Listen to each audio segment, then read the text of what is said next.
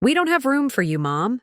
Maybe it's time you looked into one of those senior facilities," my son David said as he blocked the doorway of the $1 million home I'd helped him buy. When I reminded him that I'd sold my house to make his dream mansion possible, his wife Amanda just shrugged and said, "That was your choice, not our responsibility." That night, sitting alone in a motel room while my clothes hung drying in the bathroom, I made 3 phone calls that would change everything. Within 6 weeks, David was on his knees begging me not to foreclose on his dream house. But by then, I owned his mortgage, controlled his business partnership, and held the keys to his children's college funds. Now Amanda wishes she'd never heard the words senior facility. David regrets choosing his wife's comfort over his mother's dignity. But me? I've never felt more powerful, and I've never slept better at night. Before we begin, make sure to like and subscribe, and tell me in the comments. Have you ever had family members treat you like a burden when you needed them most? Share your story below, because today you're going to learn that sometimes the people who throw you away are about to discover exactly how much they needed what they just lost. This story is about the Tuesday when I learned that 35 years of sacrifice and unconditional love meant nothing when my presence became inconvenient for my son's new lifestyle. When I discovered that the child I'd raised alone after his father abandoned us had married a woman who saw me as nothing more than an embarrassing reminder of his humble beginnings. My name is Margaret Sullivan, and for the past 2 years, I'd been living in what my son David called the temporary guest arrangement in his sprawling home in Riverside Estates, an exclusive gated community about 15 miles outside of Charleston. The arrangement had seemed like a blessing when David first suggested it after my mild heart attack. I could recover in comfort while being close to my grandchildren, 8-year-old Emma and 10-year-old Michael, and they could have their grandmother nearby during what the doctors warned could be uncertain years ahead. What I didn't realize was that temporary guest arrangement actually meant charity case that will tolerate until it becomes socially awkward. What I didn't understand was that Amanda, David's wife of 12 years, had been counting the days until she could convince David that his mother had overstayed her welcome in their perfect suburban paradise. Let me tell you about the life I built before I became the unwanted guest in the home I'd helped create. I was born Margaret Catherine O'Brien in 1953, the daughter of Irish immigrants who believed that hard work and education were the only ways to build something meaningful in America. My father Patrick worked double shifts at the Charleston shipyard, while my mother Catherine cleaned houses for wealthy families in the historic district, saving every penny they could for my future. I met David's father, James Sullivan, when I was 22 and working as a bookkeeper for a small construction company downtown. James was 25, a charming electrician with dreams of starting his own contracting business and promises of building a life together that would honor both our families' sacrifices. We married in a simple ceremony at St. Patrick's Cathedral, with my parents' blessing and hopes for grandchildren who would grow up with opportunities we'd never had. For 3 years, James and I worked toward those dreams. He took on every electrical job he could find while I managed the books for his growing client base, and worked part-time at Henderson & Associates, a small accounting firm that handled books for local businesses. We lived in a modest apartment near the old market, saving money for the house we planned to buy and the children we hoped to have. David was born on a cold February morning in 1979, after we'd been trying for children for 2 years. When I held him for the first time, seeing James's dark hair and my own stubborn chin, I thought I understood what all the struggle had been for. He was perfect, healthy, alert, with a cry that announced his determination to make his presence known to the world. For the first 4 years of David's life, we were the kind of family that people envied. James's electrical business was growing steadily. I'd been promoted to senior bookkeeper at Henderson & Associates, and David was the kind of bright, curious child who made strangers smile when they watched him explore everything around him with fearless enthusiasm. But James had inherited more than just his father's work ethic. He'd also inherited his father's restless spirit and his grandfather's tendency to disappear when responsibilities became overwhelming. When David was 4 years old, James announced that he'd met someone else, someone who understood his need for freedom better than a wife and child ever could. He left on a Thursday morning in March, taking his tools, his truck, and every dollar from our joint savings account. He left behind a 4-year-old boy who kept asking when Daddy was coming home, a mortgage on the small house we'd finally managed to buy, and a woman who had to figure out how to rebuild a life that had been shattered. Without warning, the abandonment was devastating, but I didn't have the luxury of falling apart. David needed stability, needed to believe that the world was still safe and predictable, even though half of his foundation had disappeared overnight. I took on extra clients at Henderson & Associates, started doing freelance bookkeeping for small businesses in the evenings, and found a neighbor, Mrs. Rodriguez, who could watch David after school while I worked. For 15 years, I was both mother and father to David. I attended every parent-teacher conference, every baseball game, every school play. I helped with homework, taught him to drive, and worked overtime to save money for his college education.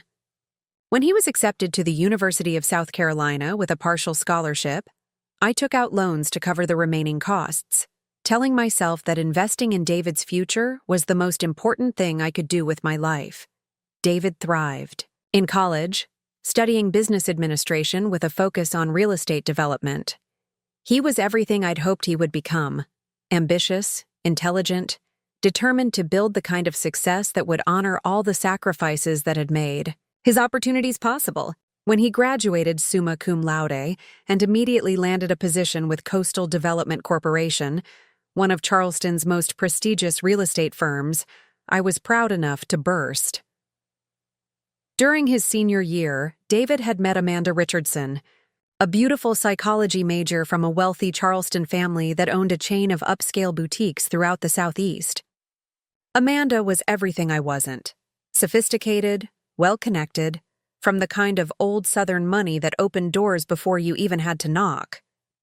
When David brought her home for the first time, I was thrilled that my son had found someone who clearly adored him and who came from the kind of stable family background that would give him the security he'd missed during his childhood.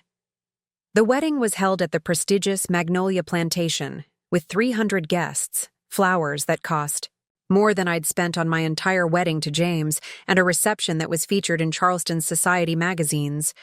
I was proud to be the mother of the groom, grateful that David had found love with someone who would support his ambitions and help him build the kind of life he deserved. Looking back, I should have paid more attention to certain details. Amanda's family filled 2/3 of the church, while David's side had me, 3 college friends, 2 co-workers from Coastal Development, and several empty pews that reminded everyone present that David came from more modest circumstances than his bride. During the reception, Amanda's mother, Helen, introduced me to people as David's mother, the bookkeeper, while she introduced her own family and friends with detailed descriptions of their social connections and business achievements. I should have noticed that when Amanda talked about their future plans, those plans never included considerations for aging parents or extended family obligations. I should have realized that when Amanda's friends discussed their own family situations, they talked about parents who lived in their own homes, managed their own affairs, and maintained their independence well into their golden years.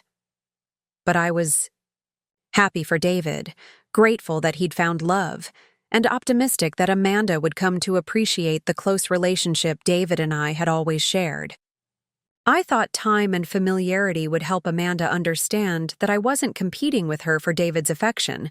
I was simply a mother who wanted to remain part of her son's life in whatever way felt comfortable for his new family. The first few years of their marriage seemed to confirm my optimism. Amanda was polite and friendly, including me in holiday celebrations and birthday parties. When Emma was born, Amanda seemed genuinely grateful for my help during those difficult first months. when sleep deprivation and new parent anxiety made every day feel like an endurance test. I spent countless hours rocking Emma when she had colic, preparing meals for the exhausted new parents, and providing the kind of practical support that made new parenthood manageable. When Michael arrived 2 years later, the pattern repeated.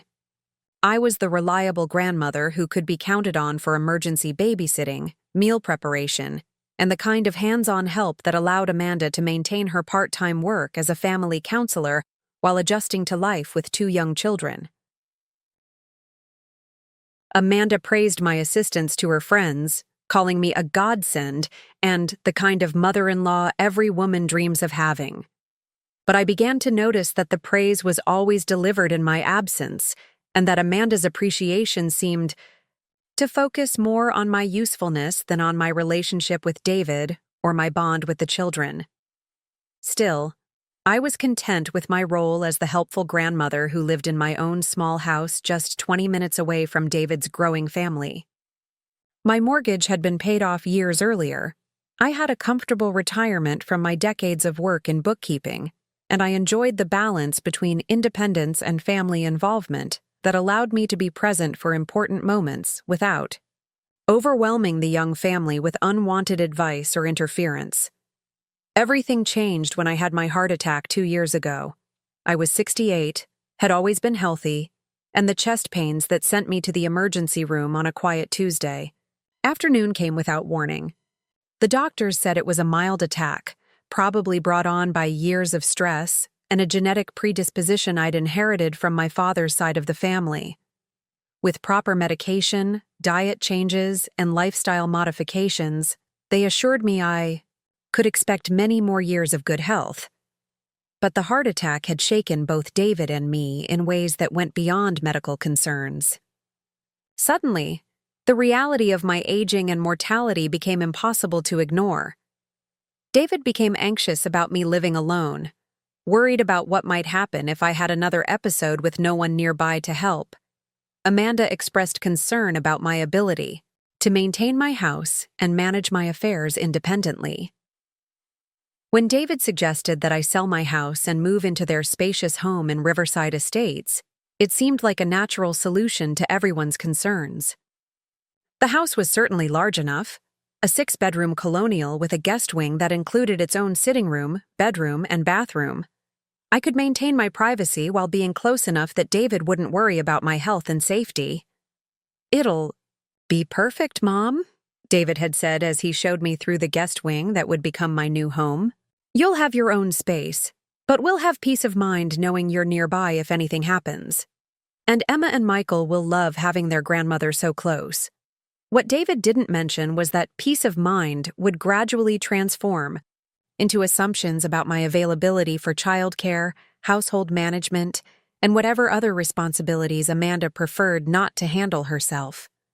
What Amanda didn't mention was that she'd begun to see the guest wing less as my home and more as convenient on-site housing for the unpaid domestic help.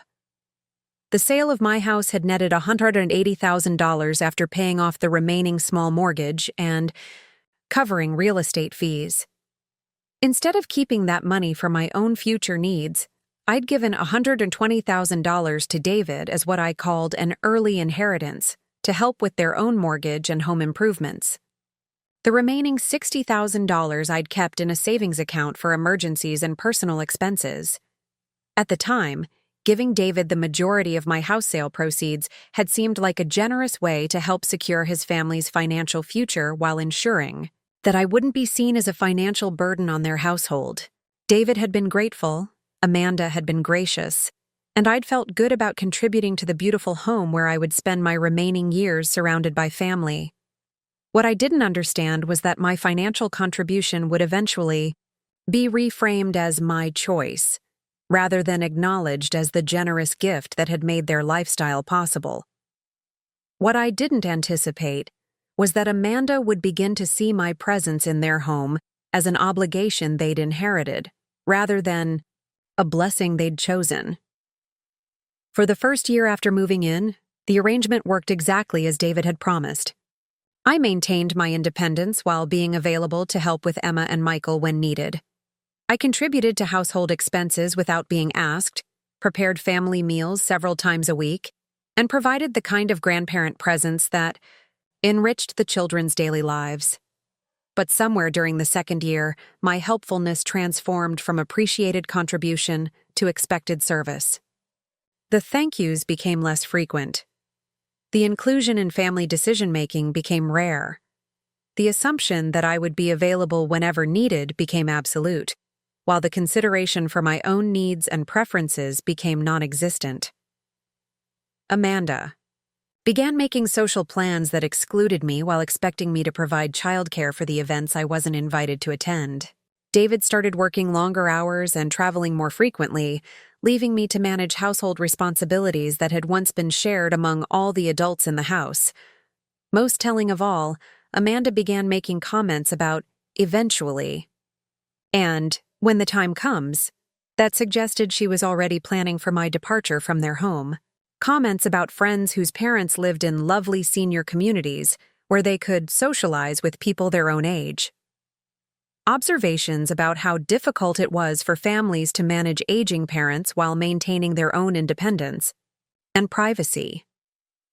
I told myself that these comments were just Amanda thinking out loud about future possibilities, normal concerns that any daughter-in-law might have about long-term living arrangements.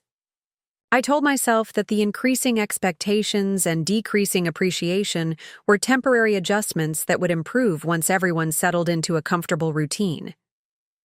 I told myself a lot of things that turned out to be lies designed to avoid confronting the truth about my situation. The truth was that I'd become the live-in help, expected to provide services without receiving consideration. The truth was that Amanda had never seen me as family, but rather as an obstacle to the lifestyle she wanted to maintain. The truth was that David, the son I'd raised alone and supported through every challenge of his youth, had gradually adopted his wife's view of me as a convenience rather than a person worthy of respect and consideration. But I didn't fully understand these truths until the Tuesday that changed everything. The Tuesday when 2 years of increasing resentment and social awkwardness finally reached the breaking point that Amanda had been engineering since the day I'd moved into what she'd never really considered my home. The Tuesday when my son looked me in the eye and told me there wasn't room for me in the house I'd helped him buy, in the life I'd helped him build, in the family I'd sacrificed everything to support.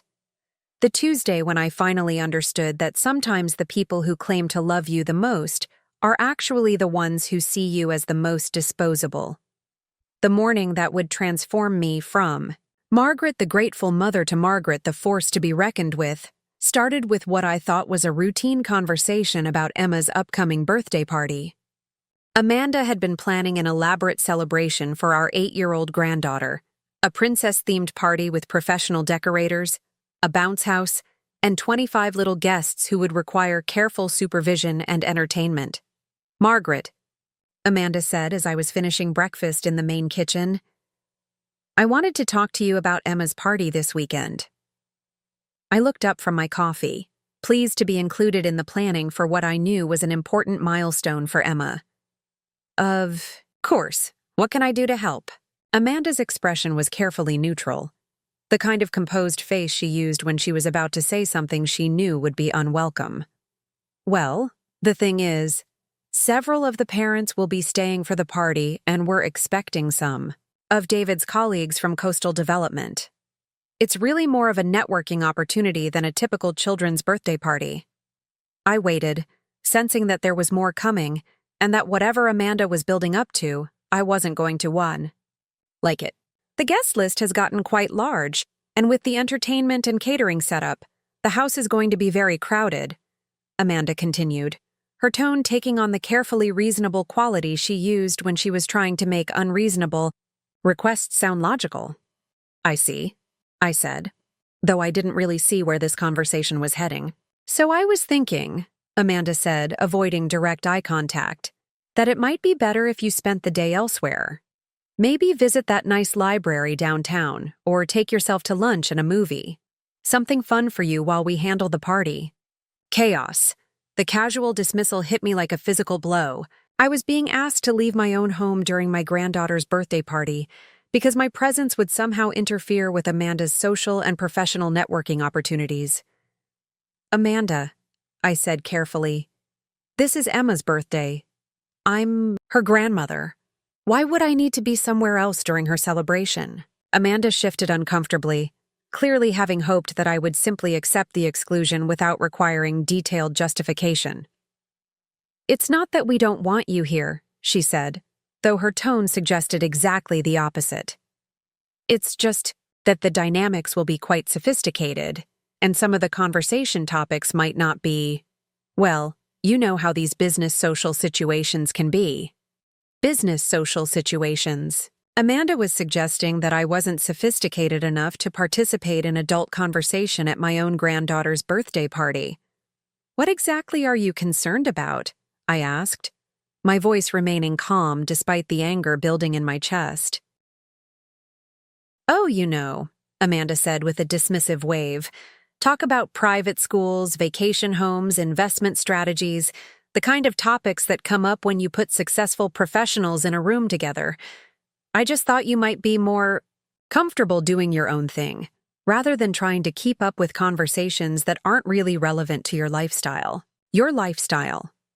As if my decades of work experience, my successful management of household finances, my years of supporting David's education and career development somehow made me incapable of participating in adult conversation about topics I'd been dealing with longer than most of Amanda's friends had been alive. But what stung even more than the intellectual dismissal was the underlying message. That my presence at family events was now conditional on whether Amanda found it convenient and socially appropriate. Amanda, I said, setting down my coffee cup with deliberate care. I think there's been a misunderstanding. This is my home, and Emma is my granddaughter. I won't be leaving during her birthday party. Amanda's carefully composed expression cracked slightly, revealing the irritation she'd been working to conceal. Margaret, I really think you're not understanding the situation here, she said, her voice taking on an edge that I'd never heard, directed at me before. This party is important for David's career. These people are potential clients and business partners. The impression we make could affect our family's future. Our family's future. Amanda was making it clear that when she said our family, she didn't include me. I understand perfectly, I said, standing up from the breakfast table.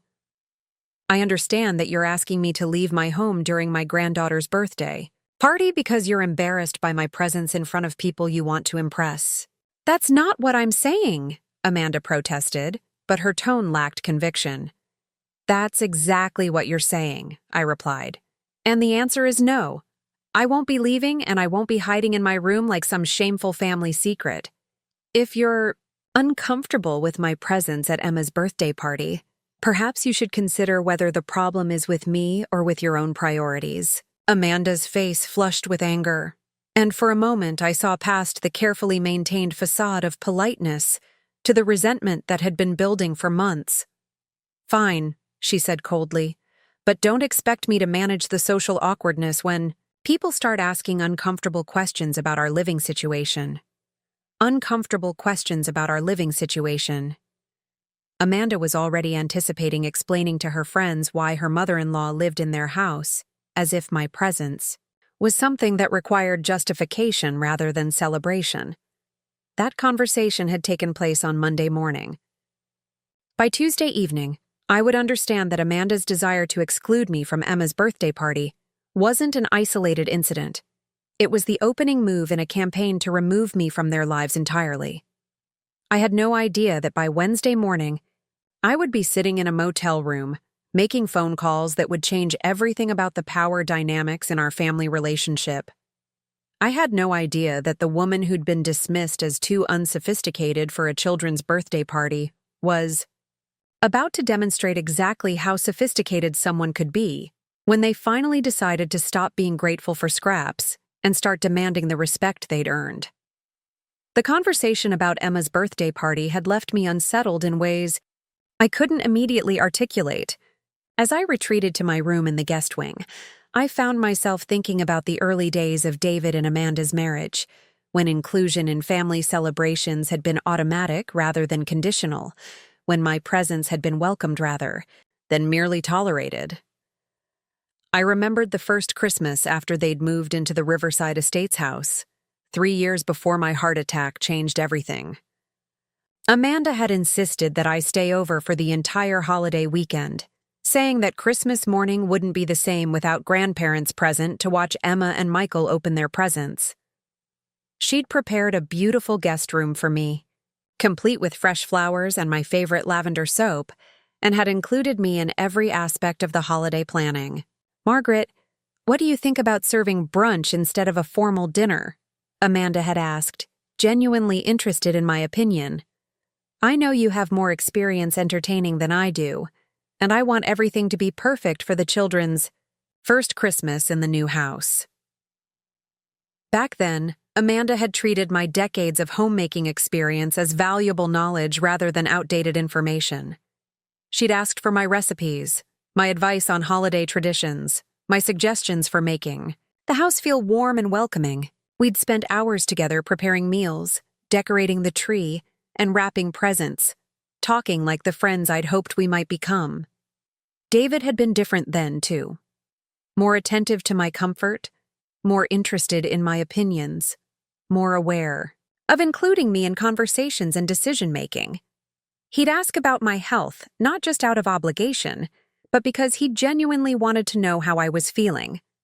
He'd share stories about his work challenges, seeking the kind of guidance that suggested he still valued the wisdom I'd gained during my years of supporting his education and early career.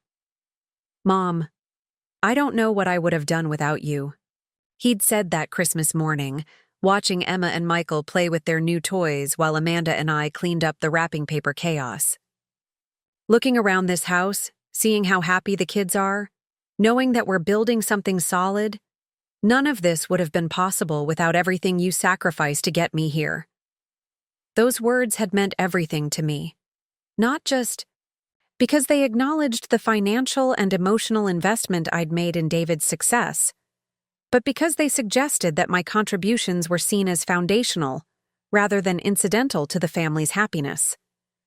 But as I sat in my room on that Tuesday evening, trying to process Amanda's casual dismissal of my place at Emma's birthday party, I realized that those early expressions of gratitude and inclusion had gradually been replaced by assumptions and obligations.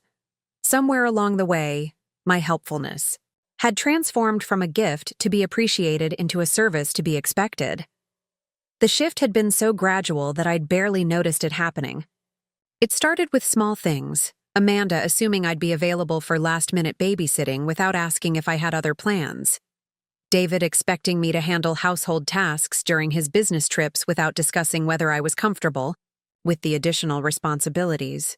Both of them making social plans that excluded me while taking for granted that I'd be available to manage whatever childcare or household needs arose during their absences. The pattern had become clear during David's business trip to Atlanta 6 months earlier. He'd been gone for a week, attending a real estate development conference that Amanda had described as crucial for his career advancement. Instead of hiring a babysitter or adjusting her own schedule to accommodate his absence, Amanda had simply announced that I'd be helping out more than usual while David was away. What helping out more than usual actually meant was taking complete responsibility for Emma and Michael's daily routines, while Amanda maintained her normal schedule of yoga classes, book club meetings, and lunch dates with friends. I'd handled school pickups and drop-offs, prepared all meals, supervised homework, managed bedtime routines, and dealt with Michael's stomach flu that developed midweek. When Amanda went out for dinner with friends on Thursday evening of that week, leaving me alone with both children, including a sick 10-year-old, I'd begun to understand that my role in the household had evolved beyond helpful grandmother into unpaid domestic staff. "It's just for a few hours," Amanda had said as she left, for her dinner engagement, dressed in an outfit that had probably cost more than I'd spent on clothing in the past year. "You're so good with the kids when they're not feeling well, I'd probably just stress them out by hovering." But what bothered me wasn't the few hours of childcare, it was Amanda's assumption that her social obligations took priority over my own potential plans, and her casual dismissal of my time as infinitely available whenever her convenience required it. When David returned from Atlanta, full of enthusiasm about new business contacts and potential development projects, neither he nor Amanda had acknowledged the week of intensive childcare I'd provided. There had been no thank you, no acknowledgement of the disruption to my own routine, no appreciation for the fact that I'd managed a household crisis while they pursued their respective priorities. Instead, David had launched into detailed stories about the conference, the impressive professionals he'd met, and the exclusive social events he'd attended. Amanda had been appropriately interested and supportive, asking intelligent questions about his new contacts and expressing enthusiasm about the business opportunities he was exploring. I'd listened to their conversation from the kitchen, where I was preparing dinner and thinking about how differently this homecoming might have unfolded if I'd been David's wife rather than his mother. A wife's contributions during her husband's absence would have been acknowledged and appreciated. A wife's sacrifice of her own social activities would have been recognized and reciprocated. But a mother's contributions, apparently, were simply expected. The week of intensive childcare, household management, and crisis resolution was treated as the natural order of things, rather than a significant favor that deserved recognition and gratitude. That night, as I'd lain in bed listening to David and Amanda discuss their plans for the weekend, plans that included social engagements I hadn't been invited to and wouldn't be informed about until they needed childcare coverage, I'd first begun to wonder whether my presence in their home was valued for who I was, or simply useful for what I could provide. But it was the incident with Amanda's mother, Helen Richardson, that had really opened my eyes to how my status in the family had changed over the 2 years I'd been living in Riverside Estates. Helen Richardson was old Charleston money, the kind of woman who traced her family's presence in the city back to before the Civil War, and who maintained membership in social organizations that most people couldn't even pronounce correctly. She lived in a magnificent antebellum mansion in the historic district, entertained regularly, and wielded the kind of social influence that could make or break a young family's acceptance into Charleston's elite circles. Helen had always been polite to me, but with the kind of distant courtesy that suggested she saw me as a necessary but temporary part of Amanda's life, rather than a permanent fixture in the family structure. During the early years of David and Amanda's marriage, this polite distance had felt appropriate. We were from different backgrounds, different generations, different social circles, and it made sense that our interactions would be pleasant but limited. But 6 months ago, during a family dinner at Helen's house to celebrate Amanda's birthday, I'd overheard a conversation that revealed exactly how Helen, and by extension, Amanda, really viewed my living situation. The dinner had been elegant, as all of Helen's entertainments were.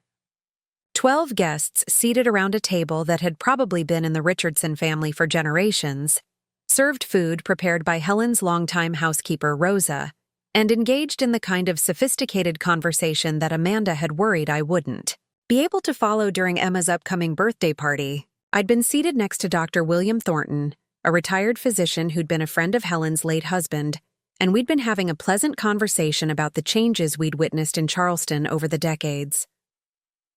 Dr. Thornton was interested, in my perspective as someone who'd lived in the city for my entire adult life, and we'd discovered shared memories of local businesses, community events, and neighborhood transformations. It's fascinating to hear from someone who's seen the city evolve from a working person's perspective, Dr. Thornton had said. So often, our social circle only includes people who've experienced Charleston from the same privileged vantage point. Your insights about how development has affected ordinary families are quite enlightening. I'd been pleased by his genuine interest and had been sharing some observations about how gentrification had displaced longtime residents when I'd happened to overhear Helen's conversation with another guest, Mrs. Caroline Whitmore, at the other end of the table. Amanda's handling the situation with remarkable grace. Helen was saying, in the kind of lowered voice that suggested confidential information was being shared. It's not easy having an aging parent. Move in, especially when there are such significant differences in background and social expectations. Mrs. Whitmore had nodded sympathetically. How long has the arrangement been going on? These things can be quite challenging for young families trying to establish their own social position. Nearly 2 years now, Helen had replied. Amanda's been wonderful about including Margaret in family activities, but of course, there are certain social situations where it's simply not appropriate. You understand, the generational gap, the different comfort levels with our social circle's expectations and conversation topics. Different comfort levels. Helen was suggesting that I wasn't sophisticated enough to participate in their social activities, that my presence would somehow compromise Amanda's standing in Charleston's elite circles. Has Amanda considered looking into some of the lovely senior communities around town? Mrs. Whitmore had asked. I know several families who've found that arrangement works much better for everyone involved. The older generation gets appropriate socialization and care, while the younger generation maintains the independence necessary for career and social advancement. We've discussed it, Helen had said, glancing briefly in my direction before lowering her voice even further. But you know how these family obligations can be complicated. David feels responsible, and Margaret contributed financially to their home purchase. So there are considerations beyond just what might be most comfortable for everyone. Financial contributions that created obligations. Helen was framing my help with their mortgage as a burden that David and Amanda were carrying, rather than a generous gift that had made their lifestyle possible. Still, Mrs. Whitmore had continued, at some point, family harmony has to take priority. These multi-generational living situations rarely work out long-term, especially when there are social and cultural differences that create awkwardness in professional or social contexts. I'd sat there, still engaged in conversation with Dr. Thornton, while processing the devastating realization that my living situation was seen as a temporary obligation rather than a permanent family arrangement. That my presence was viewed as an impediment to Amanda's social advancement rather than a valuable addition to their family structure. Most painful of all was the understanding that Amanda had apparently been discussing my eventual relocation with her mother for some time, planning for my departure rather than finding ways to make my inclusion more comfortable for everyone involved. Dr. Thornton had noticed my distraction and had asked if I was feeling well. I'd managed to redirect our conversation and finish the evening without revealing my emotional state, but the damage had been done. I'd heard exactly what Amanda and her family really thought about my place in their lives, and it wasn't what David had promised when he'd convinced me to sell my house and move into their guest wing. The drive home from Helen's house that night had been quiet, with Amanda chatting about the dinner party's success, while David responded with appropriate enthusiasm about the business contacts he'd made and the social connections that might prove useful for his career advancement. I'd sat in the back seat, watching the familiar streets of Charleston pass by, and realized that I'd been living in a fantasy. The fantasy that family meant inclusion, that generosity created gratitude, that love translated into consideration and respect. The reality was that I'd become an inconvenience that was tolerated because removing me would be socially awkward and potentially financially complicated. My presence in their home wasn't valued. It was endured. But even after overhearing Helen's conversation, even after recognizing the pattern of increasing expectations and decreasing appreciation, I'd continued to tell myself that the situation could be managed. That if I just remained useful enough, unobtrusive enough, grateful enough for whatever consideration I received, Amanda and David would continue to find room for me in their lives. I'd told myself that Amanda's social concerns were understandable, that Helen's perspectives were influenced by generational and class differences that didn't necessarily reflect how David and Amanda felt about me personally. I'd convinced myself that the overheard conversation was about managing social dynamics rather than planning my eventual displacement. But looking back now, I could see that every interaction since that dinner at Helen's house had been colored by Amanda's growing urgency to resolve what she saw as the Margaret situation. Every comment about senior communities, every suggestion about activities I might enjoy with people my own age, every casual mention of friends whose parents lived independently had been part of a campaign to prepare me for my eventual departure. The birthday party exclusion had been Amanda's most direct attempt yet to demonstrate that my presence was incompatible with the social life she wanted to maintain.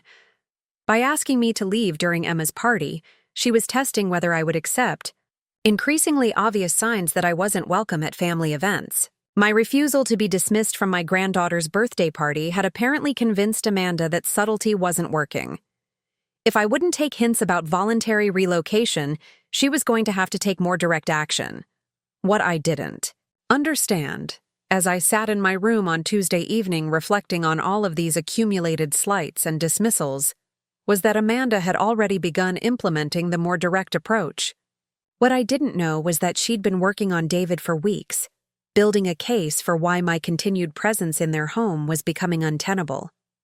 What I couldn't have imagined was that by Wednesday morning, I would discover exactly how far Amanda was willing to go to reclaim what she saw as her rightful control over her own home and social life. I couldn't have predicted that the son who'd once called me indispensable would look me in the eye and tell me there wasn't room for me in the life I'd helped him build. But as I prepared for bed that Tuesday night, I did have a growing sense that something fundamental was about to change in our family dynamic. The tension had been building for months, and Amanda's willingness to openly exclude me from Emma's birthday party suggested that the careful politeness that had characterized our relationship was finally breaking down. I fell asleep thinking about the early days of David's childhood, when it had been just the two of us against the world.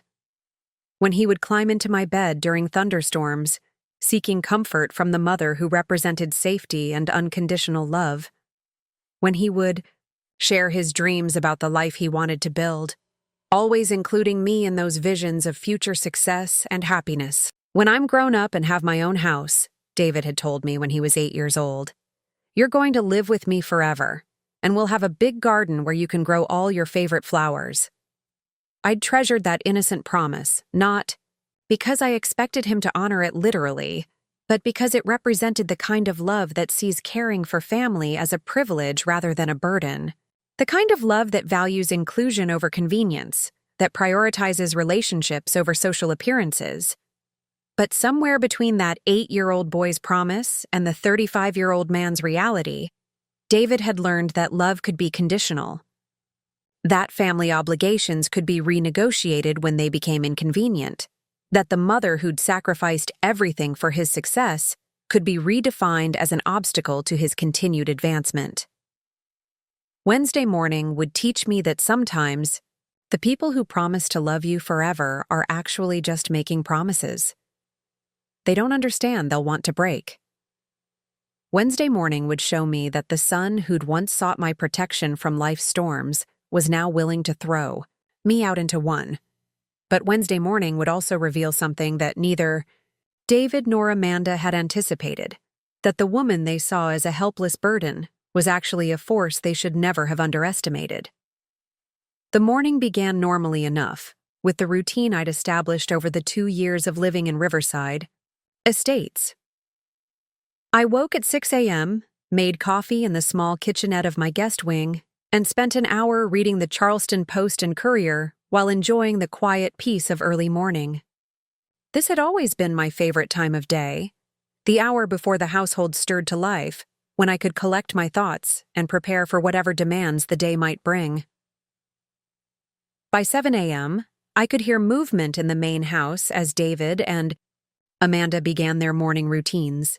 Emma and Michael would be awake soon, requiring breakfast preparation, lunch packing, and the usual orchestration of getting 2 children ready for school. This had become my signal to join the family in the main kitchen, where I'd taken on the responsibility of managing the children's morning needs, while David and Amanda focused on their own professional preparations. But as I approached the kitchen, that Wednesday morning I could hear David and Amanda engaged in a conversation that was clearly not intended for my ears. Their voices were lowered, but the intensity suggested they were discussing something significant and potentially controversial. "Can't continue indefinitely," Amanda was saying as I paused in the hallway just outside the kitchen entrance. "It's been 2 years, David. 2 years of having no privacy, no independence, no ability to live our lives the way we want to live them." "I know it's been an adjustment," David replied, his tone carrying the defensive quality he used when he knew Amanda was right but didn't want to admit it. "But Mom's health scare really affected her confidence. She's probably just afraid of living alone again." "Her health scare was 2 years ago," Amanda said, her voice sharp with frustration. "The doctors said she was fine. Her recovery was complete. There's no medical reason she needs to be living here, David. The only reason she's still here is because we've allowed her to become comfortable depending on us instead of rebuilding her independence, depending on them." Amanda was reframing my contribution to their household as dependency rather than acknowledging the financial help, childcare support, and domestic assistance I'd been providing. "But where would she go?" David asked, and I could hear genuine concern in his voice. "She sold her house to help us with our mortgage. She can't just start over at 70. "There are options," Amanda said, her tone taking on the patient quality she used when explaining something she considered obvious. "Lovely senior communities, assisted living facilities designed for people her age, places where she could have her own space while having access to appropriate support and social activities." Appropriate support and social activities. Amanda was suggesting that my current social life, which revolved entirely around their family, was somehow inappropriate for someone my age. "I don't know, Amanda," David said slowly. "It feels wrong to ask her to leave when she helped make this house possible in the first place." "David, we need to think about our children's future," Amanda said, her voice becoming more urgent. "Emma and Michael need to see their parents as independent adults who manage their own household. They need to understand that successful families don't operate as extended care facilities for aging relatives." Extended care facilities. Amanda was describing my presence in their home as if I were an invalid requiring nursing assistance rather than a healthy, capable woman who'd been contributing to their household management. "Besides," Amanda continued, "your mother's living situation is starting to affect our social standing. Do you realize how many invitations we've had to decline because explaining Margaret's presence would be awkward? How many business opportunities you might be missing because we can't entertain the way successful couples in our position should be able to entertain?" Our position. Amanda was making it clear that she saw David's career advancement and their social status as incompatible with my continued presence in their home. "What are you suggesting?" David asked, though his tone suggested he already knew what Amanda was building toward. "I'm suggesting that we sit down with Margaret and help her understand that it's time for her to reclaim her independence," Amanda said. "That we present her with some lovely options for senior living that would give her the appropriate social environment while allowing our family to function normally." Function normally. Amanda was suggesting that our current family structure was abnormal rather than simply different from what she preferred. "And if she doesn't want to move?" David asked. There was a pause, and when Amanda spoke again, her voice carried a steely determination that I'd never heard directed toward family matters. "Then we help her understand that her choice is between moving voluntarily or making this situation uncomfortable for everyone involved," she said.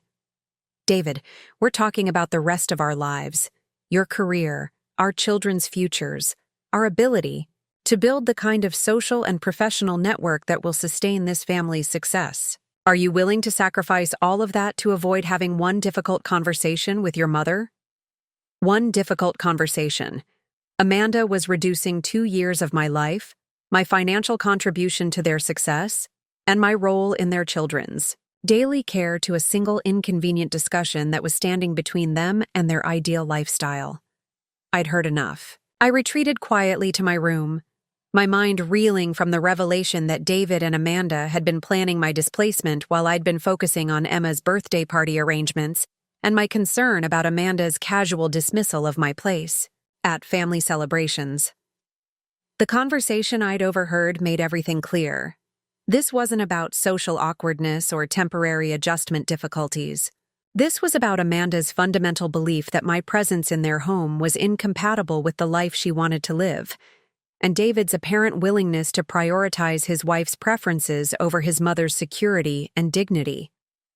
For the next hour, I sat in my room, processing the implications of what I'd learned. The exclusion from Emma's birthday party hadn't been an isolated incident. It had been part of a larger campaign to demonstrate that I didn't belong in their social circle. The comments about senior communities hadn't been casual observations. They had been strategic preparations for the conversation Amanda was planning to initiate. Most devastating of all was the realization that David, the son I'd raised alone and supported through every challenge of his youth, was actively participating in planning my removal from the family I'd helped him build. At 8:30 a.m., I heard Emma and Michael calling for their grandmother from the main kitchen. They'd discovered that I wasn't there to help with breakfast preparation, and were looking for me with the casual expectation that had characterized our morning routines for the past 2 years. "Where's Grandma Margaret?" Emma was asking. "I need help finding my math homework, and she always knows where everything is." "I can't find my baseball glove," Michael added. "Grandma Margaret said she'd help me look for it this morning." I listened to their voices, sweet, trusting, completely unaware that their parents were planning to remove me from their daily lives. Emma and Michael had never known insecurity about their grandmother's presence. I'd been a constant in their lives since they were small children, and the idea that I might not always be available to help with math homework and missing baseball gloves had never occurred to them. "Your grandmother is probably just sleeping in," I heard Amanda say, her tone carrying forced cheerfulness. "Let's see if we can manage breakfast on our own this morning." Sleeping in. Amanda was already beginning the process of explaining my absence, preparing the children for a reality where their grandmother wasn't automatically available for daily support and assistance. I made a decision that would change everything. Instead of joining the family for breakfast and pretending I hadn't overheard their conversation, I would wait. I would let David and Amanda proceed with whatever plan they'd developed, and I would respond accordingly. What they didn't understand was that I'd spent decades managing crisis situations, making difficult decisions under pressure, and protecting my family's interests even when doing so required personal sacrifice. What they hadn't anticipated was that the woman they saw as a dependent burden was actually someone with considerable resources, extensive experience, and a comprehensive understanding of exactly how vulnerable their comfortable lifestyle really was. By evening, I would discover just how little room David thought there was for me in the life I'd helped him build. By tomorrow, I would begin showing him exactly how much room I was actually going to require. The overheard conversation between David and Amanda had shattered any remaining illusions I'd held about my place in their family.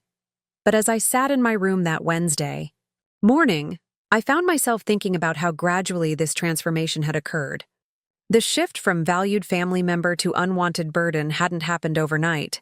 It had been a slow erosion of respect and consideration that had been so subtle I'd barely noticed it happening until it was too late. I remembered the exact moment when David had first suggested I move into their home, 3 months after my heart attack when I was still recovering and adjusting to the reality of my own mortality. We'd been sitting in my old kitchen in the modest house I'd owned for 30 years, the house where I'd raised David alone and built a life worth living through careful planning and persistent effort. "Mom, I've been thinking," David had said, his voice carrying the careful tone he used when he was about to make a significant proposal.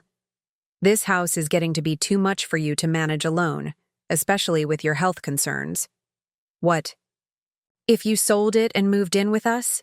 We have plenty of room, and Amanda and I would feel so much better knowing you were nearby if anything happened."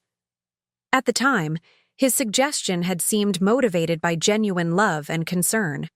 David had been attentive and worried during my recovery, calling daily to check on my progress and visiting frequently to ensure I was following my doctor's instructions. Amanda had been equally solicitous, bringing meals and offering to help, with household tasks that had become temporarily challenging during my recovery period. "The guest wing would be perfect for you," David had continued, his enthusiasm building as he described the arrangement. "You'd have your own space, a beautiful bedroom, sitting area, and private bathroom. But you'd be close enough that we could help if you needed anything, and Emma and Michael would love having their grandmother so nearby." The financial aspect of his proposal had seemed generous rather than exploitative. My house, while modest, was located in a neighborhood that had appreciated significantly over the years. The sale would net enough money to pay off my small remaining mortgage and provide a substantial sum that could contribute to David and Amanda's own financial security. "You could think of it as an early inheritance," David had suggested when I'd expressed concern about the money. "You've worked so hard your entire life, Mom. You deserve to spend your remaining years surrounded by family without worrying about house maintenance and financial pressure." Amanda had been equally encouraging about the arrangement, describing, "It is a blessing for their entire family. The children would benefit so much from having you around more," she'd said during one of our conversations about the potential move. "Emma especially has been asking why her friends see their grandmothers more often than she sees you. And honestly, Margaret, I could use the wisdom and support of someone with your experience raising children." The way Amanda had framed my potential presence in their home as a source of wisdom and support rather than a burden to be managed had made the arrangement seem like a mutually beneficial opportunity rather than a charity case requiring their tolerance. Looking back now, I could see that Amanda's early enthusiasm about my moving in had been genuine, but for reasons I hadn't fully understood at the time. What I'd interpreted as appreciation for my potential contribution to their family life had actually been excitement about having access to live-in childcare and household assistance. Amanda had been pregnant with Michael when David first suggested the living arrangement, and the prospect of having an experienced mother and grandmother available during the challenging months of adjusting to 2 children had obviously appealed to her practical nature. What hadn't occurred to me was that Amanda's vision of my role in their household was fundamentally different from David's presentation of the arrangement. David had described the move as an opportunity for me to be supported and cared for during my transition into older age. Amanda had seen it as an opportunity to acquire domestic help and childcare assistance without the expense and complications of hiring outside services. The disconnect between these two visions hadn't become apparent until after I'd already sold. My house contributed the majority of the proceeds to their mortgage and established myself in the guest wing that I'd believed would be my permanent home. The first few months had seemed to confirm David's vision of the arrangement. I'd been treated as an honored family member whose presence enriched their daily lives. Amanda had genuinely sought my advice about child rearing, meal planning, and household management. David had included me in family decisions and had expressed regular gratitude for my presence and contributions. But gradually, almost imperceptibly, the dynamic had begun to shift from appreciation to expectation. It started with small assumptions about my availability. Instead of asking if I could watch Emma while Amanda attended a doctor's appointment, Amanda began mentioning that she had an appointment and would be leaving Emma with me. Instead of checking whether I had plans before scheduling evening activities that required childcare, David and Amanda began assuming that I would be available whenever they needed me. The transition from requests to assumptions had been so gradual that I'd initially interpreted it as evidence of growing comfort and trust rather than warning signs of increasing exploitation. When Amanda stopped saying please and thank you for routine childcare assistance, I told myself it was because we'd become comfortable enough with each other that formal politeness was no longer necessary. When David stopped asking for my opinions about family decisions and began simply informing me about plans that had already been made, I convinced myself it was because he'd become confident in his own judgment, rather than because my input was no longer valued. The most insidious aspect of this gradual transformation was how slowly it had eroded my own sense of boundaries and self-advocacy. Because the changes happened incrementally, I'd found myself accepting treatment that I would have immediately rejected if it had been presented all at once. If Amanda had asked me on my first day in their home to provide full-time childcare, while she maintained her own social schedule without consideration for my own needs and interests, I would have recognized the arrangement as exploitative and would have refused to participate. But because the expectations had increased gradually over months and years, I'd found myself providing exactly that level of service while telling myself that I was being helpful rather than used.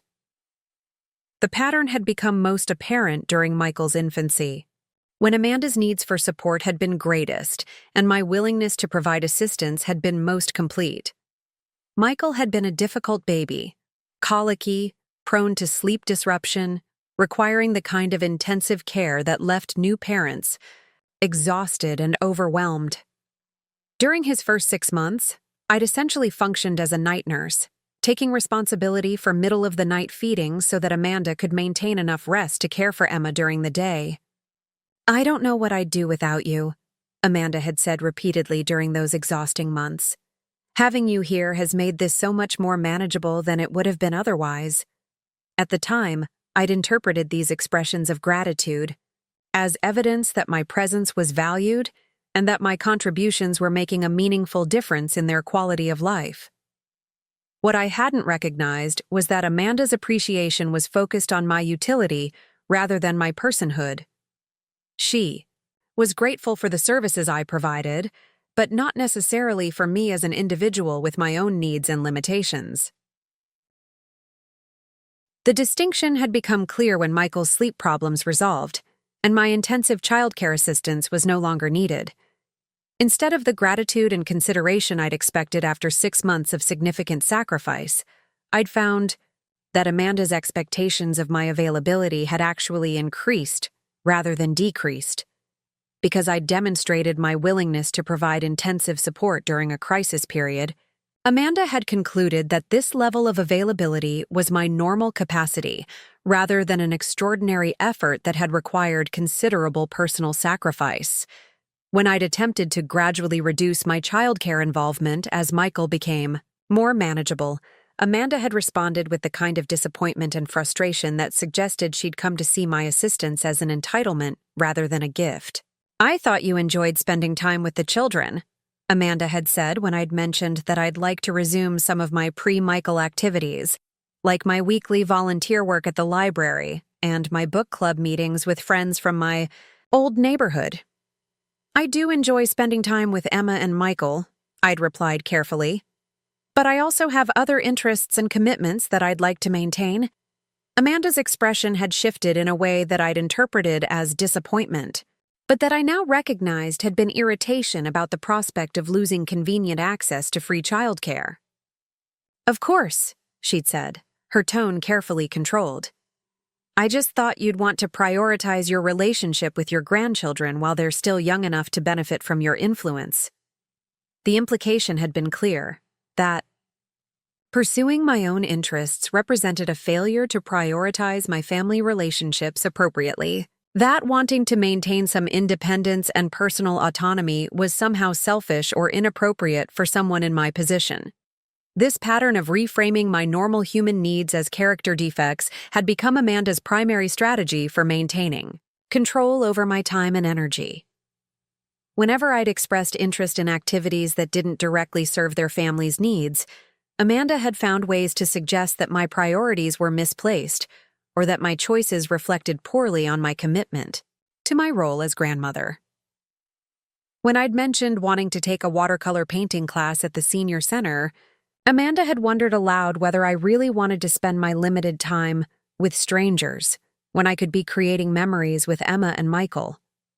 When I'd expressed interest in traveling to visit my elderly cousin in Savannah, Amanda had raised concerns about whether it was safe for someone my age to travel alone, and whether the stress of travel might affect my heart condition. When I'd considered joining a bridge club that met weekly at the community center, Amanda had suggested that learning new activities at my age might be overwhelming, and that I might be more comfortable maintaining familiar routines.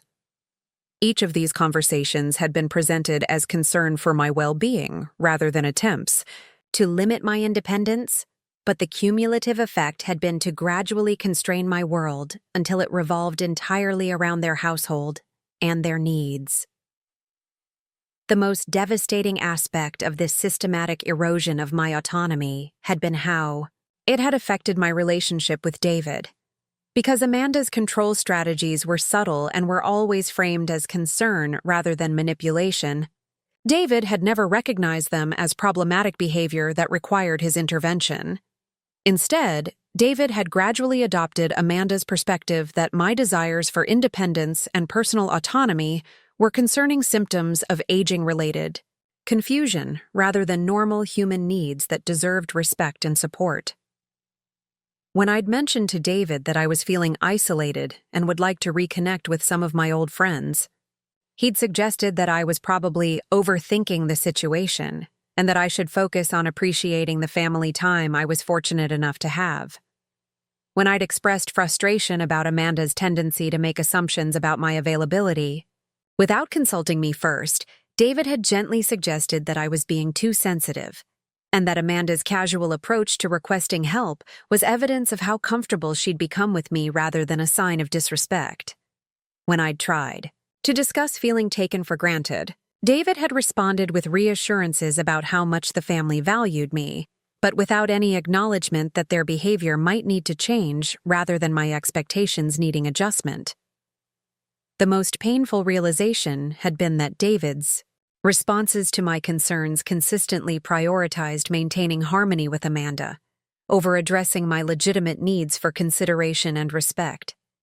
Whenever there had been tension between Amanda's preferences and my well-being, David had invariably found ways to convince me to accommodate Amanda rather than asking Amanda to modify her behavior. This pattern had reached its most obvious expression during the incident with Emma's friend Hannah's birthday party, 8 months before the current crisis.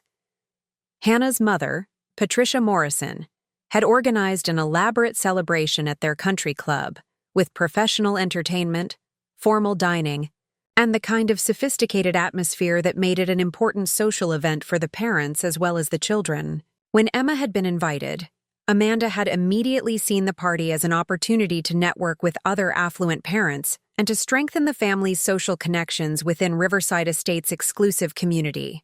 The invitation had included grandparents, and Emma had been excited about the prospect of having me attend her friend's special celebration. I'd been looking forward to the event as well, an opportunity to meet other families in Emma's social circle and to participate in the kind of formal gathering that I'd rarely had access to during my working years. But 3 days before the party, Amanda had approached me with concerns about my planned attendance. "Margaret, I've been thinking about Hannah's party," she'd said, her tone carrying the careful quality she used when she was about to make a request she knew would be unwelcome. "I'm wondering if it might be better if you didn't attend." I'd been genuinely confused by her suggestion. "Why wouldn't I attend?" Emma specifically asked me to come, and the invitation included grandparents. Amanda had shifted uncomfortably, clearly struggling to find a way to express her concerns without revealing their true nature. "It's just that these events can be quite formal and the social dynamics among the parents can be quite complicated," she'd said finally. "I'm concerned that having to manage introductions and conversation topics while also supervising Emma might be overwhelming." Overwhelming for whom, I'd wondered, but hadn't asked. "I'm perfectly capable of managing social situations," I'd replied. "I've been attending formal events for longer than you've been alive." "Of course," Amanda had said quickly, "it's not about your capabilities. It's about the specific dynamics of this particular group. These are people David works with, potential business contacts, families whose social connections could affect our children's future opportunities. The conversations tend to focus on topics that might not align with your interests and experiences." My interests and experiences. Amanda was suggesting that my background made me unsuitable for socializing with the people she wanted to impress.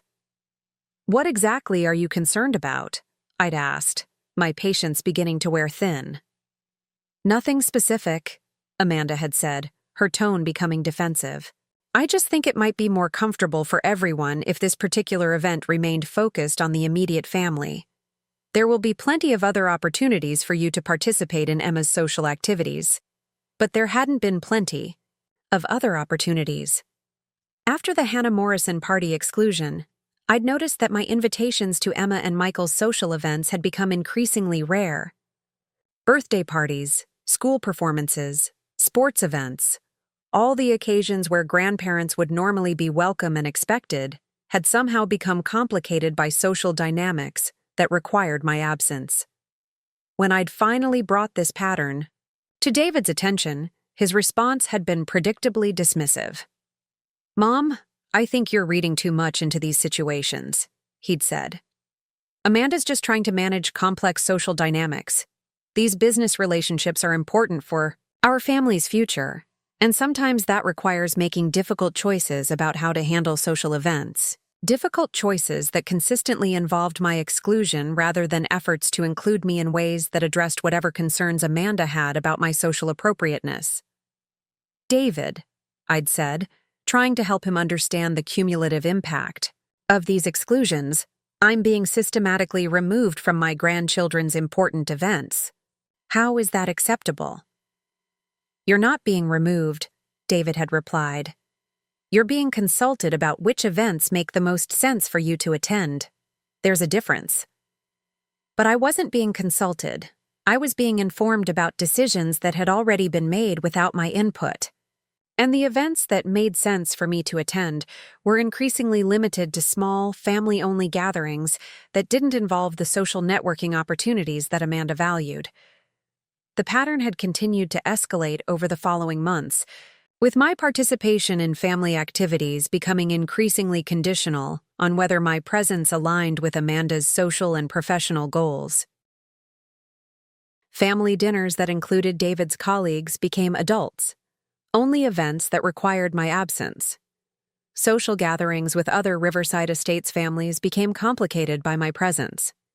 Even routine activities like school pickup occasionally became inappropriate for me when Amanda was trying to make specific impressions on other parents. The most insulting aspect of this systematic exclusion had been Amanda's consistent presentation of these decisions as considerations for my comfort rather than acknowledgments of her own social anxieties. "I just thought you'd be more comfortable staying home today," she'd say when excluding me from events. "These group dynamics can be quite exhausting. I didn't want you to feel obligated to participate in something that might not be enjoyable for you," she'd explain when making plans that didn't include me. "I was trying to spare you the awkwardness of social situations that might not be the best fit," she'd rationalize when I questioned being left out of activities.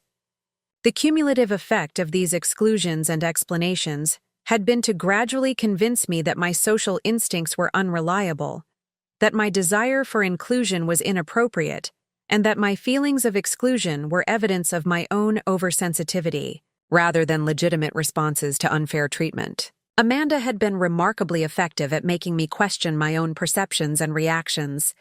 By consistently reframing my reasonable expectations as unreasonable demands, and by presenting her exclusions as kindnesses rather than slights, she'd managed to convince me that the problem was with my attitude rather than her behavior. This psychological manipulation had been so subtle and persistent that I'd genuinely begun to doubt my own judgment about social situations. When I felt hurt by being excluded from events, I'd wondered if I was being too sensitive. When I felt taken for granted, I'd questioned whether my expectations were too high. When I felt disrespected, I'd considered whether I was misinterpreting normal family dynamics.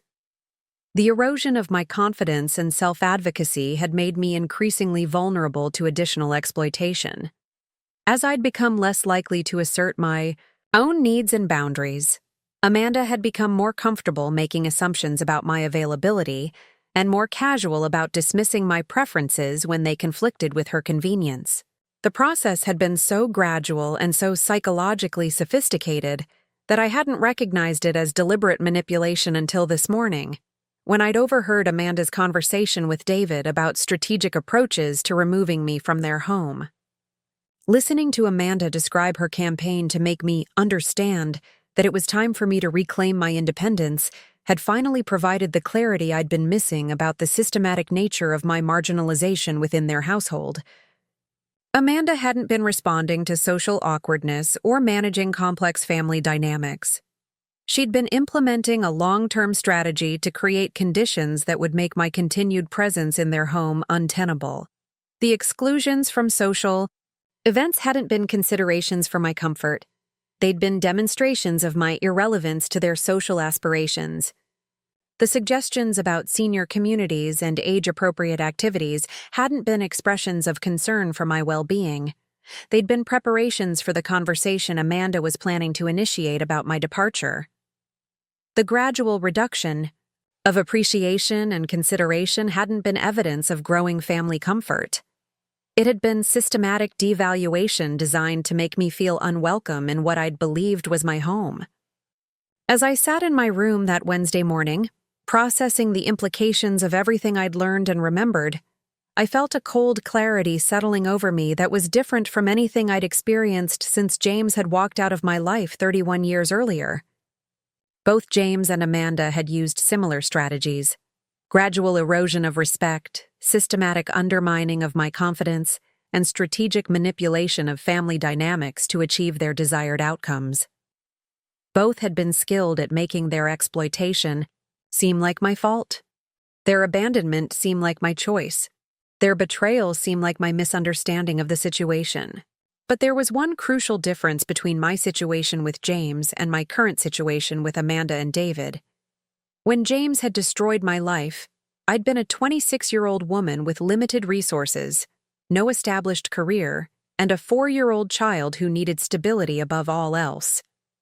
I'd been forced to accept whatever terms allowed me to survive and protect David's security.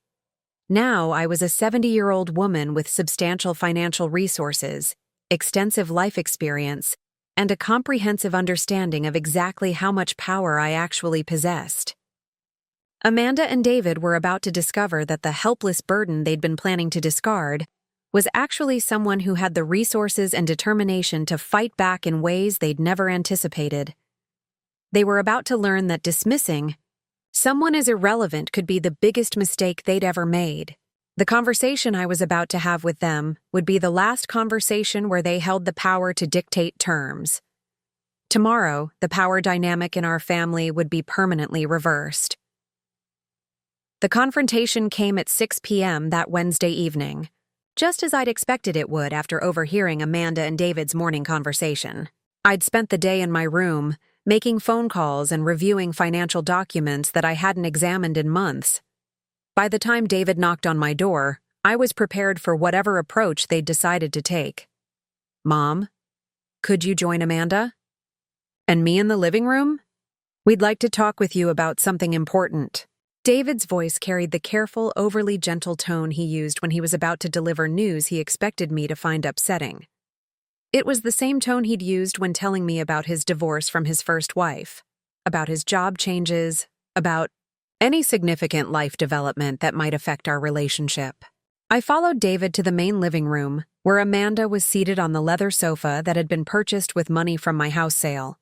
She looked composed but nervous, like someone who'd rehearsed a difficult speech, but wasn't entirely confident about how it would be received. "Please sit down," David said, gesturing toward the chair across from where he and Amanda sat together. The physical positioning was clearly intentional. The two of them united on one side, me isolated on the other, the arrangement designed to emphasize that they were a team, and I was the subject of their intervention. "What did you want to discuss?" I asked, settling into the chair and watching their faces carefully. David glanced at Amanda, who nodded slightly, apparently giving him permission to begin the conversation they'd planned. "Mom, Amanda and I have been talking about your living situation here," David began, his voice carrying forced casualness, "and we're wondering if it might be time to consider some alternatives that would give you more independence and social opportunities." More independence. David was framing my removal from their home as an opportunity for greater freedom rather than acknowledging it as abandonment. "What kind of alternatives?" I asked, keeping my voice neutral. Amanda leaned forward, her expression taking on the bright, encouraging look she used when trying to sell someone on an idea they weren't going to like. "We've been researching some lovely senior communities in the Charleston area," she said, pulling out a folder of glossy brochures that she'd obviously prepared in advance. "Places designed specifically for active adults who want to maintain their independence while having access to social activities and support services." She spread the brochures across the coffee table like a travel agent presenting vacation options. Magnolia Gardens Senior Living, Charleston Oaks Retirement Community, Riverside Manor Active Adult Village. Each brochure featured photographs of smiling elderly people engaged in activities that were supposed to look fulfilling and engaging. "These communities offer so much more than we can provide here," Amanda continued, her enthusiasm seeming forced rather than genuine. "Organized social activities, fitness programs, educational opportunities, transportation services. You'd have your own apartment but with access to dining services, housekeeping, and healthcare support when you need it. Your own apartment." Amanda was describing these facilities as if living alone in institutional housing was preferable to being part of a family. "And financially?" I asked, though I suspected I already knew the answer. David shifted uncomfortably, clearly the part of this conversation he'd been dreading. "Well, these communities do require entrance fees and monthly expenses," he admitted. "But with the money you have in savings, plus Social Security, it should be manageable. And if you needed additional support, we'd certainly help however we could." Help however they could. David was suggesting that I would be financially responsible for my own displacement while they continued to benefit from the money I'd already contributed to their lifestyle. "I see," I said, picking up one of the brochures and examining it carefully. "And you think I'd be happier in one of these places than I am here, living with my family?" Amanda and David exchanged another glance, and I could see Amanda giving David an encouraging nod.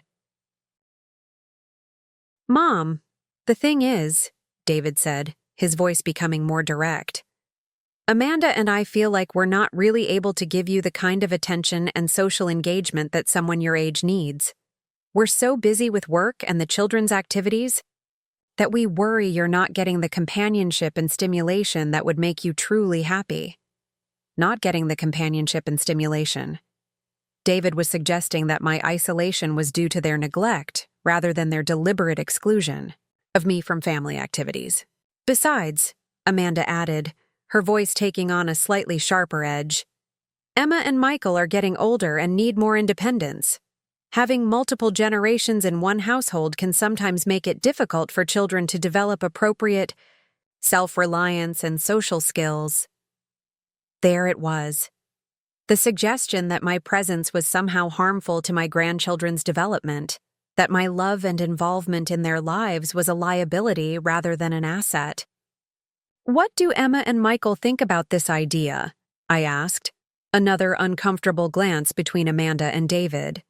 "We haven't discussed it with them yet," Amanda said carefully. "We wanted to talk with you first, obviously, but children are remarkably adaptable, and they'd certainly be excited about visiting you in your new home and participating in all the activities these communities offer." Visiting me. Amanda was reducing my relationship with my grandchildren from daily presence to scheduled visits, as if that transition would be equivalent or even beneficial. I set down the brochure I'd been holding and looked directly at both of them. "Let me make sure I understand what you're proposing," I said, my voice remaining calm despite the anger building in my chest. "You want me to move out of this house, which I helped you purchase with money from the sale of my own home. You want me to pay for my own housing in an institutional facility where I'll be isolated from my grandchildren except for occasional visits. And you're presenting this as an opportunity for greater independence and happiness." "Mom, that's not how we'd characterize it," David said quickly. "Then how would you characterize it?" I asked. David struggled for words, clearly not having anticipated that I would require him to explicitly acknowledge what they were actually asking me to do. We're suggesting that it might be time for you to explore living arrangements that are specifically designed for your needs and interests, he said finally. My needs and interests, I repeated. And you've determined that my needs and interests don't include being part of my son's family or having a daily relationship with my grandchildren. That's not what we're saying, Amanda interjected, her composure beginning to crack slightly. We're saying that there are living situations that might be more appropriate for someone your age, situations that would give you access to peer companionship and activities designed for your generation. More appropriate, I said. Because living with family is inappropriate for someone my age. Margaret, you're twisting our words, Amanda said, her voice taking on the frustrated tone she used when she felt her reasonable explanations weren't being properly appreciated.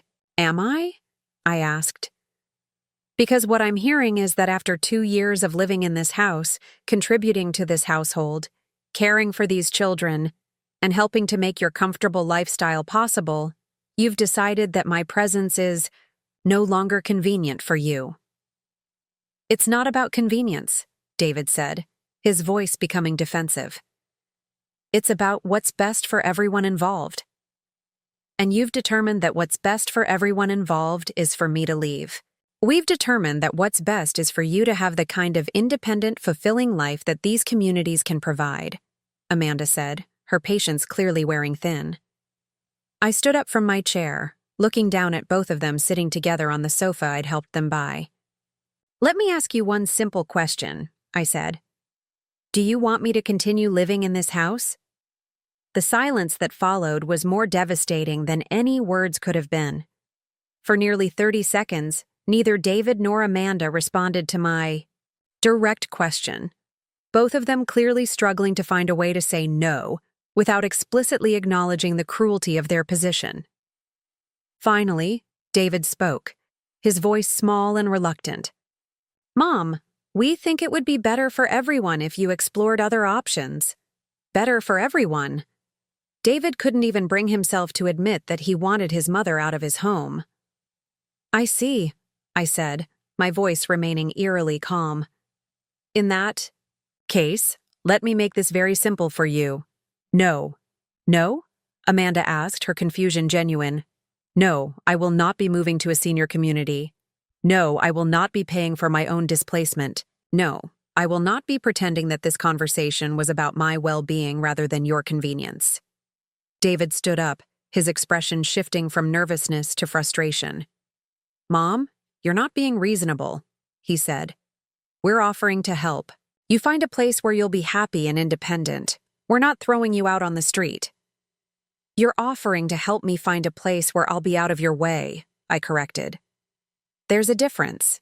Margaret, Amanda said, her voice taking on the steely quality I'd heard that morning when she'd discussed making the situation uncomfortable for everyone involved. I think you need to consider the reality of this situation.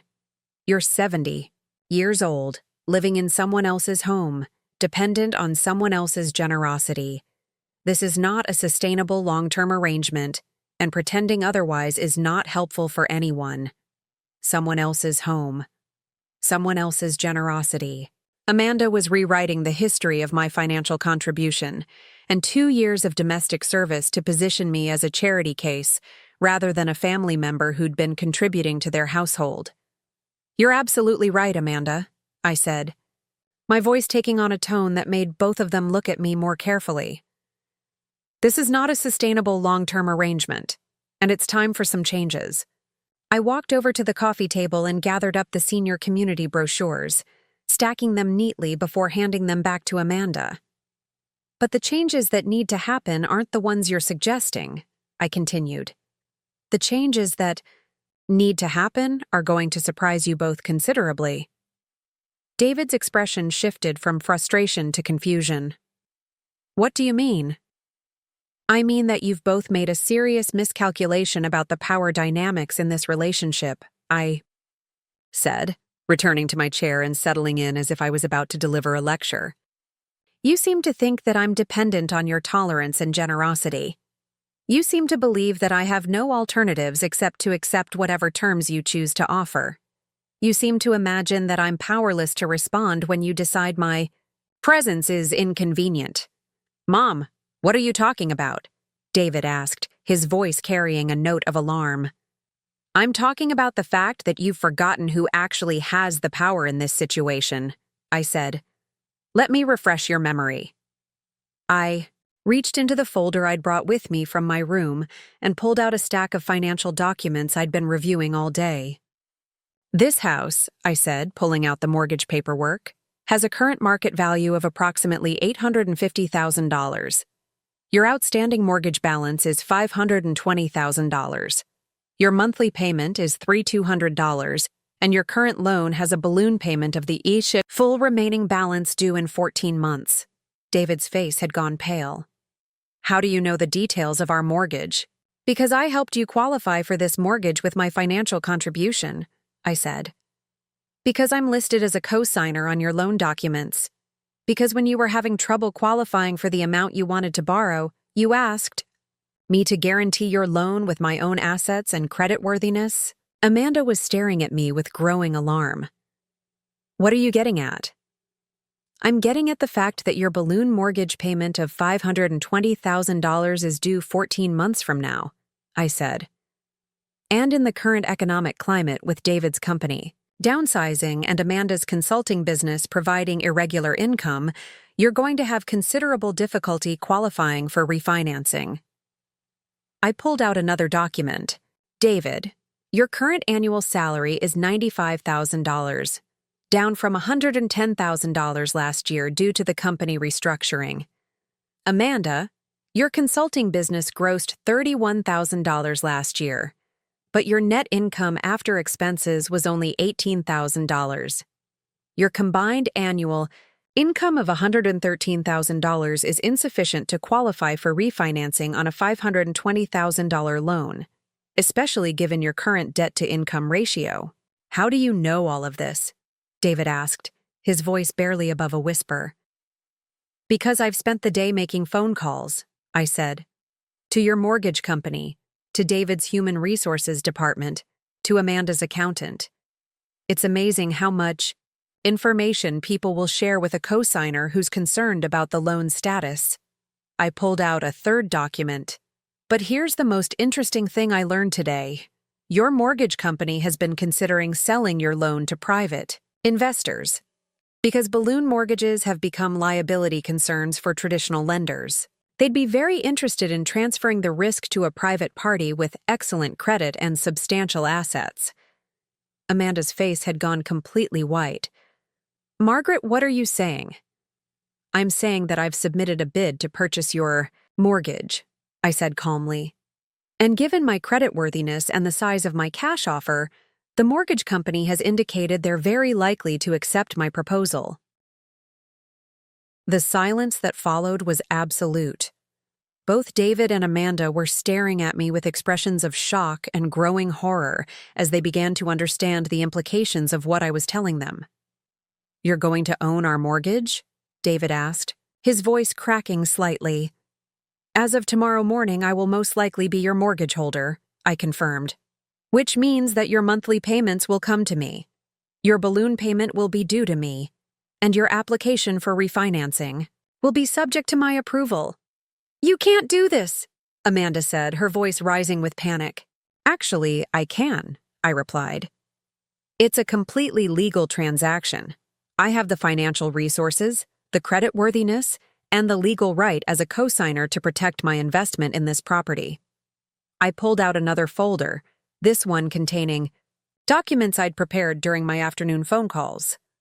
But purchasing your mortgage is just the beginning, I continued. I've also been in contact with David's employer about some irregularities in his expense reporting during his recent business trips. Apparently, there are questions about certain charges that may not comply with company policy. David's face turned ashen. What irregularities? The $200 dinner charge at that exclusive restaurant in Atlanta, claimed as a client entertainment expense when no clients were actually present. The luxury hotel suite upgrade charged to the company when standard accommodations were approved, the car service charges that exceeded approved transportation allowances. Those were legitimate business expenses, David protested, but his voice lacked conviction. Perhaps, I said, but they'll require extensive documentation and investigation, which could affect David's standing with the company and his eligibility for future promotion or salary increases. I turned to Amanda. And then there's the matter of your consulting. Business, Amanda. I've been in touch with the Charleston Chamber of Commerce about some concerns regarding your business practices. What concerns? Amanda asked, her voice barely audible. Well, it seems there are questions about whether you've been representing your qualifications accurately to potential clients. Your business website claims you have an advanced degree in organizational psychology, but my research indicates you have a bachelor's degree in general psychology with no additional certifications. Amanda's composure finally cracked completely. That's a minor discrepancy in marketing language, she said desperately. Perhaps, I replied. But it's the kind of discrepancy that can seriously damage a consultant's reputation and credibility in a small business community like Charleston. I stood up again, looking down at both of them as they sat frozen on their sofa. So here's the new arrangement, I said, my voice taking on the authoritative tone I'd perfected during my decades of managing household and financial crises. I will be remaining in this house indefinitely. You will continue to make your mortgage. Payments to me on time every month. When your balloon payment comes due, you will submit a refinancing application that I will review based on your payment history and our family relationship. Margaret, you can't force us to live with you, Amanda said, tears beginning to form in her eyes. You're absolutely right, I agreed. I can't force you to live anywhere. If you find my presence in this house uncomfortable, you're welcome to find alternative housing. But this house will remain my primary residence for as long as I choose. To stay here. This is blackmail, David said, his voice shaking with anger and fear. This is consequences, I corrected. You wanted to discuss my living situation, and now we've discussed it. You wanted to talk about what's best for everyone involved, and I've explained what the new arrangement will be. I gathered up my documents and prepared to return to my room. The mortgage purchase should be finalized by tomorrow afternoon, I said. Your first payment to me will be due on the 1st of next month. I'll expect it to be on time and accompanied by a detailed accounting of how you plan to improve your financial position before the balloon payment comes due. I paused at the entrance to the living room and looked back at them. Oh, and Amanda? About Emma's birthday party this weekend. I'll be attending, of course. I'm looking forward to meeting all of your sophisticated friends and colleagues. I'm sure we'll have many interesting topics to discuss. As I walked back to my room, I could hear Amanda beginning to cry, and David trying to comfort her while they both processed the complete reversal of power that had just occurred. 3 hours later, there was a soft knock on my door. I opened it, to find Emma and Michael standing in the hallway, both looking confused and concerned. Grandma Margaret? Emma said, her 8-year-old voice small and worried. Mom is crying, and Dad looks really upset. Are you going away? I knelt down to Emma's level and took both children's hands in mine. No, sweetheart, I said gently. I'm not going anywhere. Grandma Margaret is going to be staying right here with you for as long as you want me to. Forever? Michael asked, his 10-year-old bravado not quite hiding his relief. For as long as you need me, I promised. Good, Emma said, throwing her arms around my neck. I don't want you to live somewhere else. I want you to stay here and help me with my homework and read me stories and be my grandma. That's exactly what I'm going to do, I assured her. After tucking both children into bed and assuring them that everything was going to be fine, I returned to my room and made one final phone call. Helen? I said when my old friend answered. It's Margaret. I wanted to let you know that everything worked out exactly as we planned. Did they try to force you to move to a senior facility? Helen asked. They tried, I said. But I don't think they'll be making that suggestion again anytime soon. And the mortgage purchase went through? It will be finalized tomorrow. By the end of the week, I'll be their landlord instead of their charity case. Helen laughed. Margaret, you are absolutely brilliant. Those two had no idea what they were dealing with. No, I agreed. They didn't. But they're learning. 6 months later, I was sitting in the same living room where David and Amanda had tried to convince me to move to a senior community, watching Emma practice for her spring piano recital while Michael worked on a school project at the dining room table. The house felt different now, warmer, more peaceful, more like an actual home rather than a showcase for Amanda's social aspirations. David and Amanda were different too, more respectful, more considerate, more aware that their comfort and security depended on maintaining a positive relationship with someone they'd previously taken for granted. The mortgage payments arrived, on time every month, accompanied by handwritten notes updating me on their efforts to improve their financial situation and expressing gratitude for my patience and understanding. David had received a promotion at work, partly because he'd become more careful about expense reporting and more focused on legitimate professional development. Amanda had enrolled in courses to earn the certifications her website had claimed she already possessed, and her consulting business was slowly rebuilding its reputation based on actual qualifications rather than exaggerated credentials.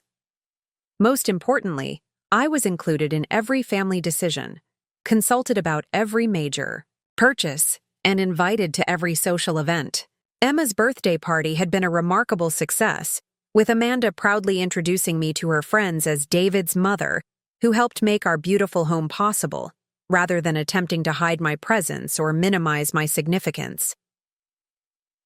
3 senior community brochures had been quietly discarded, never to be mentioned again. On this particular evening, as I watched my grandchildren flourish in the stable, loving environment I'd fought to preserve, David approached me with an expression of genuine remorse. "Mom," he said, settling into the chair across from me, "I owe you an apology." "Oh?" I said, looking up from the book I'd been reading. "I was wrong to consider asking you to leave," he said, his voice carrying the weight of 6 months of reflection. "This is your home, and we should never have made you feel unwelcome here." "What changed your mind?" I asked, genuinely curious about his perspective on our family transformation. "Watching you with Emma and Michael," he said. "Seeing how much happier and more secure they are with you here. Realizing how much I'd missed having you as part of my daily life. Understanding that what Amanda and I thought was independence was actually just isolation." He paused, seeming to struggle with his next words. "I think I forgot, somewhere along the way, that you're not just my mother. You're also Emma and Michael's grandmother, and their relationship with you is separate from whatever adult complications Amanda and I created. I had no right to interfere with that relationship for our convenience." "And Amanda," I asked, "how does she feel about the current arrangement?" David smiled slightly. "Amanda has discovered that having you here is actually an asset rather than a liability. Her friends are impressed by our multi-generational household, and several of them have asked for advice about caring for their own aging parents. Apparently, families that successfully integrate multiple generations are seen as sophisticated rather than traditional." "Imagine that," I said dryly. "Mom," David said, his voice becoming more serious, "I want you to know that I'm grateful every day that you didn't let us make the biggest mistake of our lives. I don't know what I was thinking, trying to push away the person who'd sacrificed everything to give me opportunities." "You were thinking about what seemed easiest in the short term," I replied. "But families aren't built on what's easiest. They're built on what's right." "I love you, Mom," David said, leaning over to kiss my forehead. "And I'm sorry it took almost losing you to remember how much I need you in my life." That night, as I prepared for bed in the room I'd fought to keep, I reflected on how completely the power dynamics in our family had changed, 6 months ago, I'd been the expendable grandmother who could be discarded when convenient. Now I was the matriarch whose approval and cooperation were essential for everyone's security and happiness. David and Amanda had learned that dismissing someone as powerless could be the most dangerous miscalculation they'd ever made. They'd discovered that the woman they'd seen as a burden was actually the foundation that held their entire lifestyle together. Most importantly, they'd realized that respect isn't optional in family relationships.